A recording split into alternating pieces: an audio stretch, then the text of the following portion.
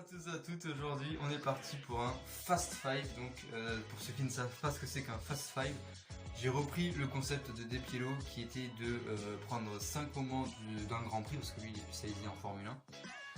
Oula, la lumière est dégueulasse, je reviens. J'espère que ce sera mieux. Bon bref. J'en étais où? Ah oui, Depiello, qui est de reprendre du coup 5 moments du Grand Prix d'un Grand Prix quoi. Donc de les décortiquer, donc je vais faire ça. Et en plus, je vais faire donc, mais bon ça va falloir attendre pour le Ride Monza, je pense janvier, le temps de Tourec et tout. Résumé en mode échappement, tout simplement. Parce que je rejoue le VRC+, donc du coup je pourrais faire, j'espère, ce que je veux avec les images. Normalement je pense qu'il n'y aura pas de problème. Et donc faire un truc en mode échappement, ça pourrait être sympa parce qu'il n'y en a plus et ça manque. Donc bref. Donc on est parti pour la première réaction. C'est parti. La première réaction est la suivante. Je vais parler du crash au même endroit, au même moment de Gus Greensmith et de comment il s'appelle, All Christian Baby. Greensmith qui est sur une Fiesta et Baby qui est sur la de ses compétitions. Je manque d'expérience, voilà tout simplement. Genre j'ai pas vu exactement le crash de Baby, mais je vais vous expliquer un petit peu ce qu'a fait Greensmith. En fait, Greensmith il est arrivé trop fort sur le virage. Et quand il a voulu freiner, il a voulu freiner trop fort, sauf qu'il était à ce moment-là en tout cas, il était sur du verglas. Donc du coup la voiture, quand tu appuies trop fort sur les freins, ça bloque les roues. Encore plus quand tu es sur la glace. Donc les roues se sont bloquées, il a commencé à partir des 4 roues.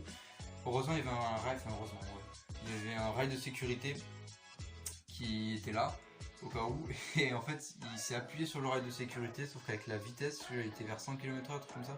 Avec la vitesse, en fait, il était dans une route très étroite. La route, elle devait faire une voiture. Tu vois la route où tu ne peux pas passer à deux, tu rencontres un poids lourd.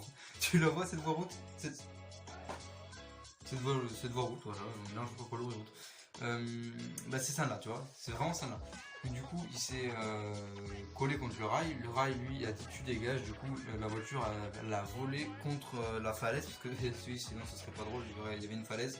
Et la falaise a fait tu dégages aussi, ce qui fait qu'il a rebondi encore une fois et donc a fini sa course dans un arbre.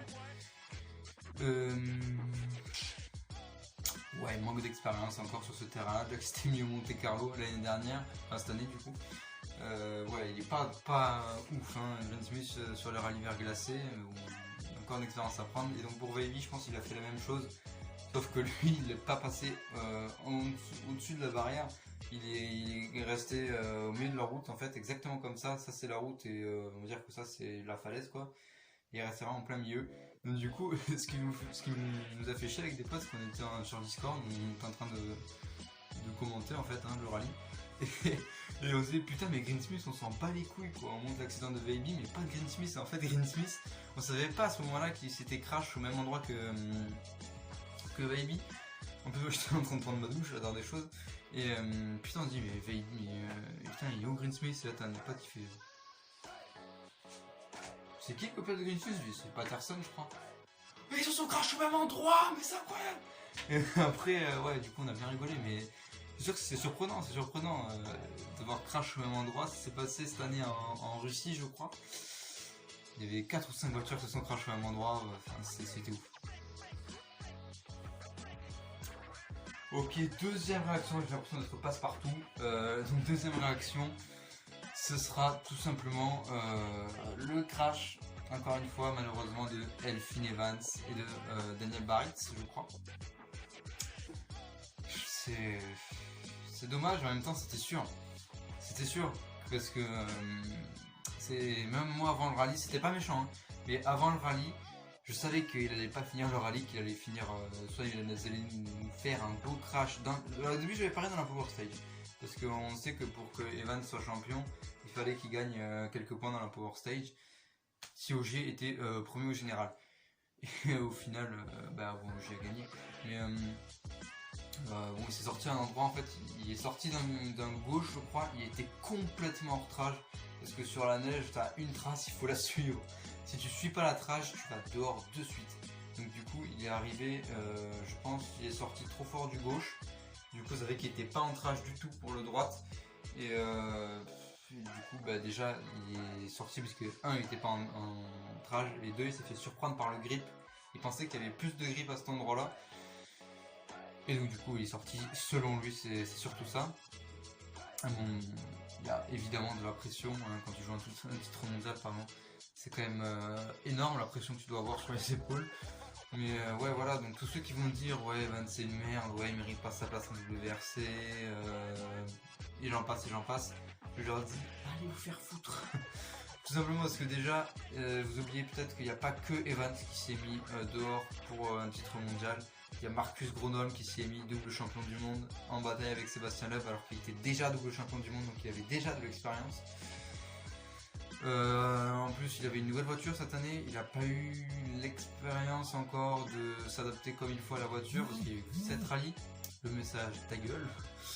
Ensuite, il y a Mikko Hirvonen, il me semble, qui s'y est mis dehors. Et après, non, pas Macré, mais j'en passe et j'en passe. Même pas, non. Je vais dire Carlos Sainz, mais non, lui il a abandonné parce qu'il avait un problème moteur. Son moteur a pété à 300 mètres, 500 mètres de l'arrivée, je sais plus. Il est vraiment avoir le seum, du rallye en plus, hein, donc il va vraiment avoir le seum. Ouais voilà, Elfman c'est un très bon pilote, je ne pense pas malheureusement que l'année prochaine il va être en mesure de jouer le titre mondial.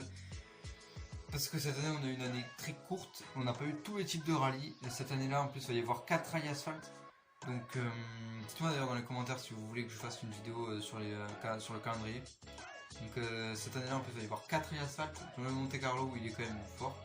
Après, sur asphalte pur et dur, je sais pas. Je sais pas s'il est fort parce que on a eu que des rallyes verglacés, donc je sais pas trop encore où le situer. Mais en tout cas, s'ils mettent 4 rallyes asphalte, ça va être compliqué de tout niquer sur le rallye terre et tout niquer et pas trop niquer sur le rallye asphalte. Donc je sais pas encore, mais on verra bien. Hein. La troisième réaction de ce rallye, c'est la suivante, c'est la P3, et oui, la P3 de Andreas Mikkelsen, en plein milieu de la journée de vendredi me semble, donc la journée sur le circuit. Wow. P3 à l'arrivée, donc un gros bravo à Andreas Mikkelsen, parce que je rappelle qu'il est sur R5, donc voilà. Là son objectif est clair, l'année prochaine ça va être compliqué pour Olivier Solberg. Mais pour l'année prochaine, en tout cas, c'est clair et net qu'il veut trouver un volant très vite. Alors, à ce que j'ai compris, il va aller en WRC 2 pour faire une saison entière. WRC 3, pardon, pour faire une saison entière pour reprendre le titre évidemment. Et donc après, passer en WRC. J'espère que ça va se passer de manière suivante. J'espère fortement que Ford va prendre Mikkelsen à la place de. Attends. Donc en théorie ce serait Greensmith, Lappi, Mikkelsen je pense, ça va être ça. Pourquoi Mikkelsen? Parce qu'il a plus d'expérience que Tillman, que j'ai expliqué dans les vidéos des transferts, donc désolé. Il dit des conneries, mais bon voilà. Il a plus d'expérience que Tillman parce qu'il a déjà roulé en WRC, il a beaucoup de fric, et il roule très vite. Donc je pense qu'il va se retrouver chez Ford. Peut-être à la place de Lappi, peut-être pas, parce que hier il a dit que sur Alisport, en commentaire, que il faut payer pour travailler, c'est n'importe quoi. Il faut pas payer pour travailler, il faut payer pour prendre du plaisir, et c'est ça le problème maintenant. C'est que, surtout chez Ford, puisque Ford ils sont dans le mal, c'est qu'ils vont engager que des pilotes payants. Bon, les pilotes payants, Greenfield il commence à être pas mal sur terre, mais sur asphalte c'est une bite, hein, donc désolé pour le gros mot. Mais voilà, c'est ça. En contraste, Mikkelsen, incroyable performance. Au final, il fait P7 premier WRC2, premier DR5 de cours. Donc, un gros bravo aussi. J'en profite pour faire un gros bravo à Olivier Solberg qui a fait une incroyable performance à 30 secondes de Andreas Mikkelsen. Donc, vraiment, c'est sincère. Un énorme bravo aux champions d'Europe junior.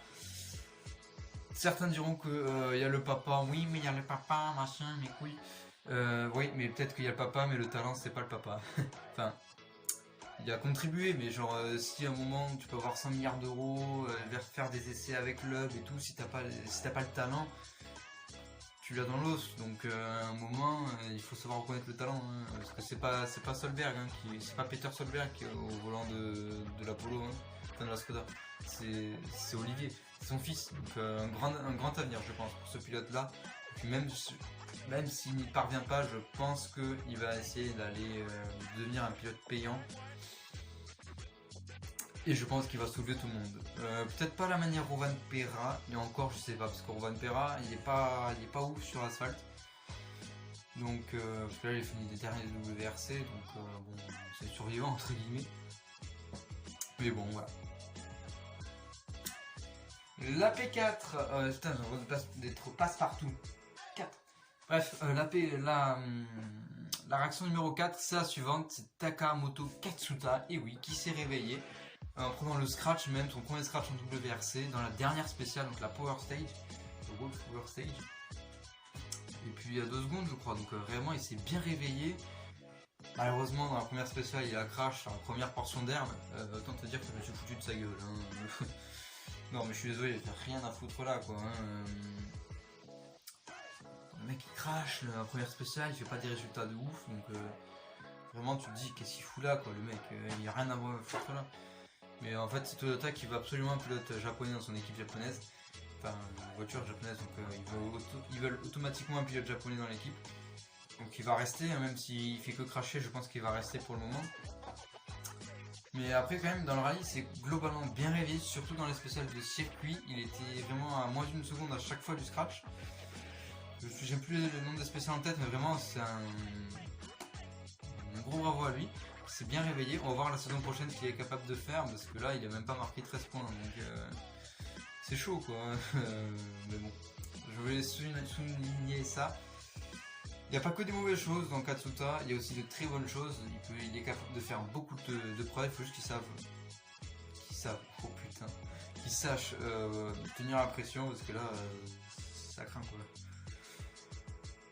Voilà.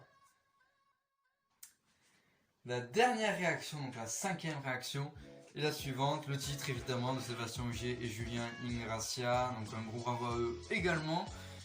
7e titre mondial, ça se rapproche du 9e titre de l'UB. On verra si il re-signera encore pas du coup en 2022. On verra s'il re-signera, je sais pas du tout. Là j'avoue que j'ai pas de pronostic, mais c'est cool en tout cas, je trouve. C'est vachement cool qu'ils repartent. Pour une année en tout cas. Parce que ça va créer du challenge, là vraiment, ça va être chaud. Hein. En plus, s'il y a Rovan Perra qui connaît bien maintenant la voiture, s'il se mêle au duel, il y aura vraiment un gros duel. Hein. Parce que là, déjà, rien que cette année, il y a eu Ogier, Evans, Tanak, Neuville, 4 pilotes sur Rovan Perra, 5 pilotes. Alors, info aussi, je fais un parallèle, mais info à surveiller. Je crois que cette année, sur 7 rallyes, il y a eu peut-être 4 vainqueurs différents, donc c'est énorme, ça n'était pas arrivé depuis je sais pas combien d'années. Donc ça change de Neuville, Ogier, Neuville, au niveau des victoires. Et aussi bien évidemment Tanak que je n'ai pas cité. Mais franchement c'est cool, c'est vraiment cool qu'il y ait autant de bagarres. Bon là c'était un petit peu en bagarre en distance, parce que les points étaient quand même conséquents. Hein. On savait tous que c'était soit Ogier, soit Evans. Mais bon voilà c'est comme ça, hein. C'est Sébastien Ogier. Alors les mecs qui oui mais il mérite pas son titre machin.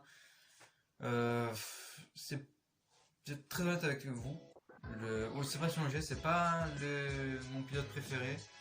Mon pilote préféré c'est Neuville et maintenant peut-être Rovan Perra et Evans. Voilà c'est comme ça, je suis comme ça, c'est pas mon pilote préféré quoi. Mais quand même il faut reconnaître que il est rapide ce con. Cette petite mondiale tu les as pas comme ça hein, parce qu'il a gagné au Mexique.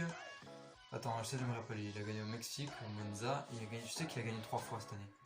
Mexique, Monza, pas en Estonie c'est sûr, c'est un mec qui l'a pris. En Turquie non il a cramé la bagnole, où est-ce qu'il a pris la victoire? Putain je sais plus. Mais bref en tout cas je suis persuadé qu'il a fait 3 victoires cette année. Mais Evans en a fait 2. Oula putain. Evans en a fait 2, Neuville en a fait 1 à Monte Carlo. Tanak aussi 1, Sordo 1, donc je suis désolé les gars. Statistiquement c'est lui qui mérite. En plus il a cramé sa voiture, enfin le moteur a cramé en Turquie, donc il aurait pu être plus proche de Evans. Donc désolé, ceux qui disent qu'il mérite pas le titre, ils ont tort. Parce que là vraiment les statistiques le prouvent, c'est lui qui a été le meilleur en termes de rallye gagné, c'est lui qui a été le meilleur, donc bravo à Sébastien Ogier, on ne peut que s'incliner face à la performance. En plus, il a pris 7 titres de champion du monde en changeant 3 fois de voiture. Donc bravo, honnêtement, il n'y a que ça à dire, je m'incline.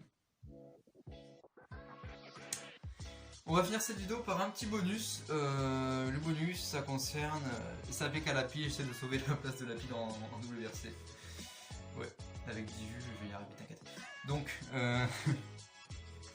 Lapi qui est quand même très performant. Hein. Là, je me rappelle plus, mais sur une spéciale, je crois, avant qu'il fasse le tête à queue, il avait 4 secondes d'avance sur Ogier ou Evans, je crois, je sais plus. Il avait 4 secondes d'avance sur le premier secteur, donc même il était devant, il était en tête. Il était en tête ou il se bataillait? Non, il était en tête le premier jour et même le deuxième jour, je crois. Donc même sur la partie circuit, SAP Calapi qui est un très bon pilote. Il faut juste qu'il ait la bonne voiture. Alors oui, vous allez encore me dire oui, mais Ogier, il a pu être champion du monde avec la Ford et tout. Mec, calme-toi de suite, parce que je sais même pas si la Ford a bénéficié d'évolutions cette année. A priori, ils ont fait comme nous à l'école, hein. Chez Ford, ils ont pris comme les cours en visio, je veux dire, ils ont fait ouais on est là. En fait, ils font prendre rien.